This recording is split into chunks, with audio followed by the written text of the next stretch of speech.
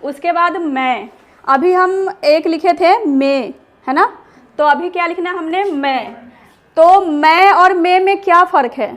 बस थोड़ा सा मामूली सा फ़र्क है, बताइए क्या फ़र्क है? सिर्फ ज़बर का फ़र्क है। उसकी बनावट वैसी होगी जैसे हम मैं लिखे थे, है ना, बनावट वही है, बस क्या फ़र्क है?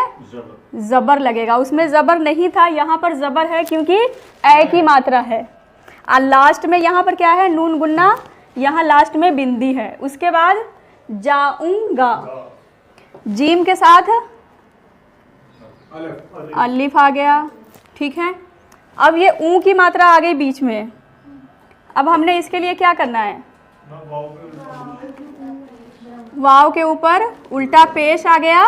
उसके बाद अब देखिए यहाँ पर आप दो तरीके से इसको लिख सकते हैं। एक तो हम यहाँ इसको ख़त्म कर देंगे, जाऊं, नून गुन्ना आ गया, आगे हम गा लिख देंगे, ठीक है। तो भी सही रहेगा ना? हाँ, अब इसी चीज़ को हमने क्या करना है कि इकट्ठा लिखना। जैसे कि जाऊंगा, तो जीम के साथ अलिफ आ गया, वाव को उल्टा पेश आ गया।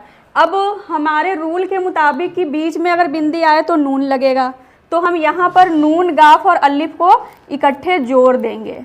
तो ये भी हमारा गलत नहीं है, ये भी सही है।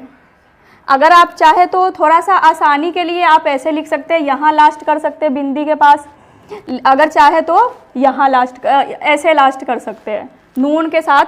वही बात है कि अगर हम बिंदी को लास्ट करना है तो नून गुन्ना लग जाएगा, अगर लास्ट नहीं करना है तो नून लग जाएगा। ये रोजमर्रा में तो ठीक रहेगा, हाँ, लेकिन एग्जाम में भी ठीक रहेगा। एग्ज़ाम में भी ठीक रहेगा, दोनों चीज़ें सही है, ठीक है।